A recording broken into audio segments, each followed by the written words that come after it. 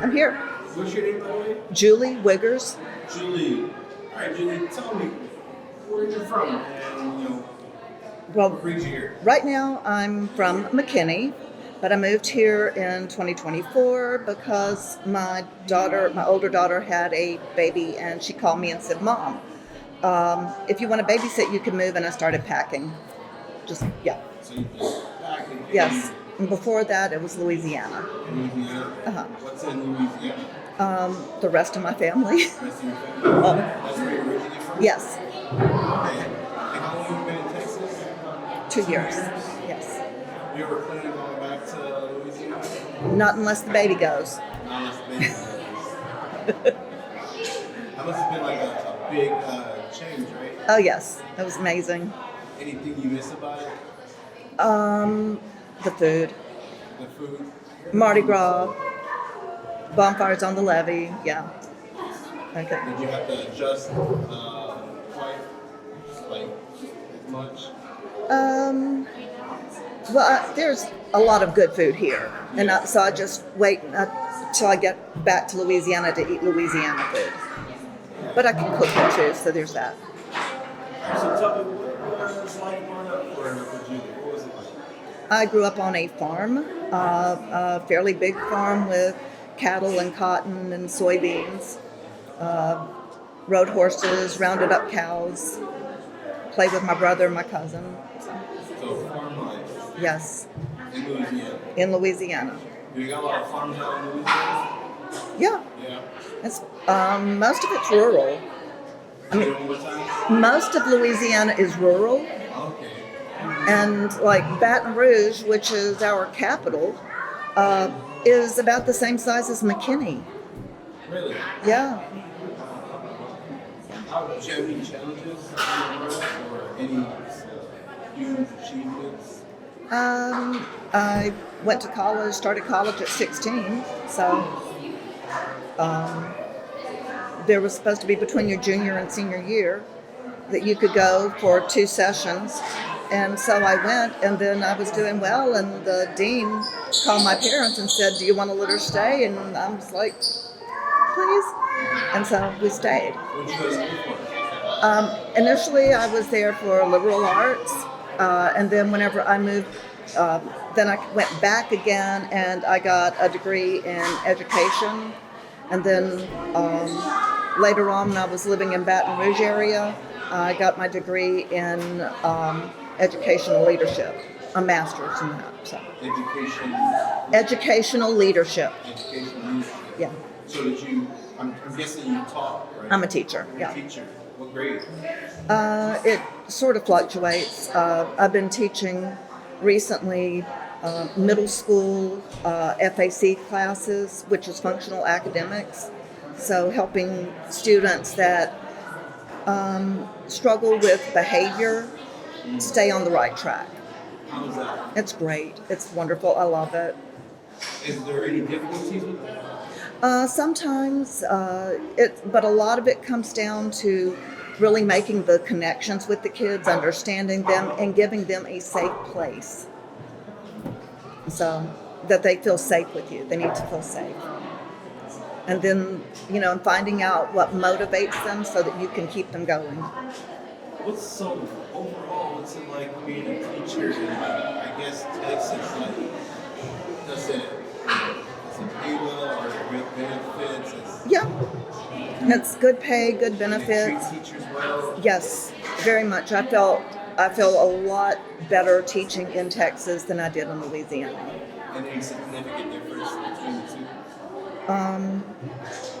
Yeah, I feel more respected. I feel welcomed. Just whenever I was at my new school, that I was just like enveloped. It was great. You're more welcome. Yeah, even when there was a school in Louisiana where I was for 5 years, and I had some friends, but it wasn't like the all-enveloping thing that in Texas, where everybody was like, "Oh my gosh." Are there any struggles along the way? Here in Texas? No, I guess being a teacher out here in Texas? Not really. It's just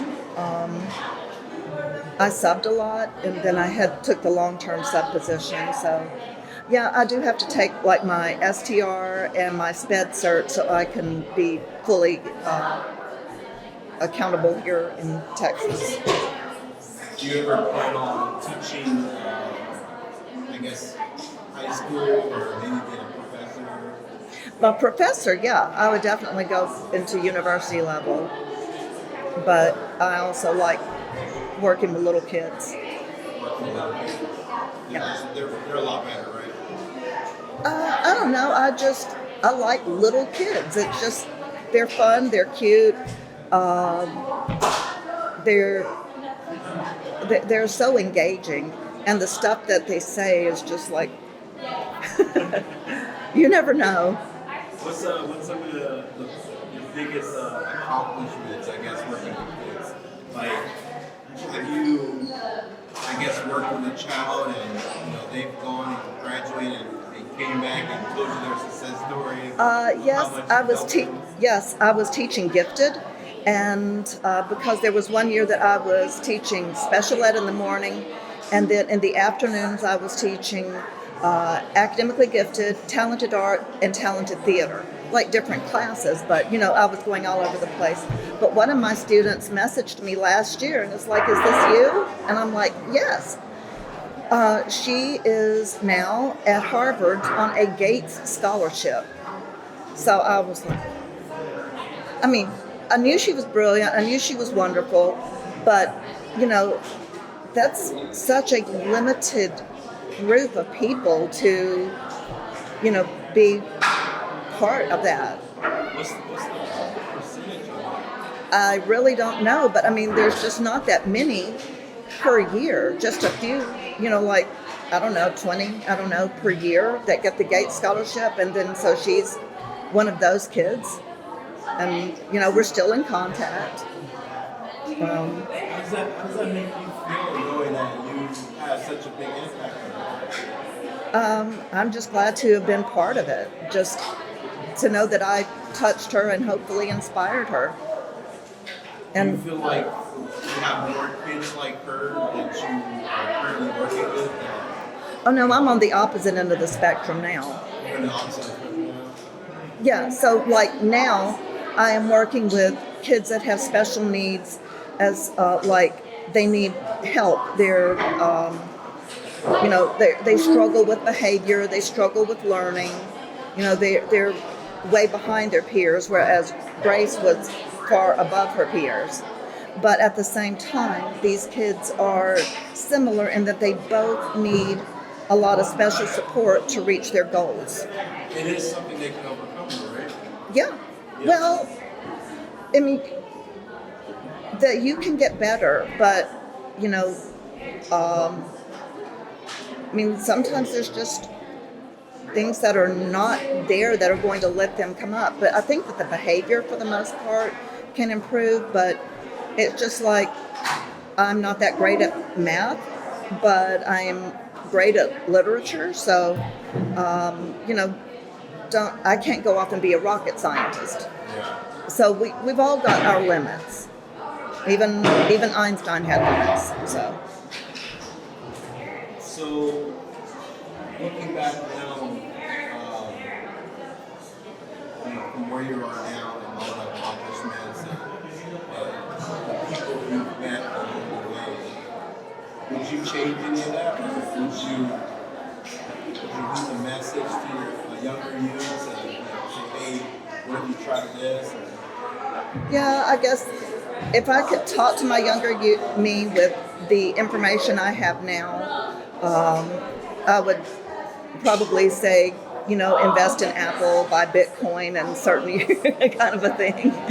But I guess, there's been stuff that's not been great in my life, but at the same time, I have my children, and changing things like that could, have a butterfly effect. And I love where I am now. I love my family, and, for that, I wouldn't change any of that. So.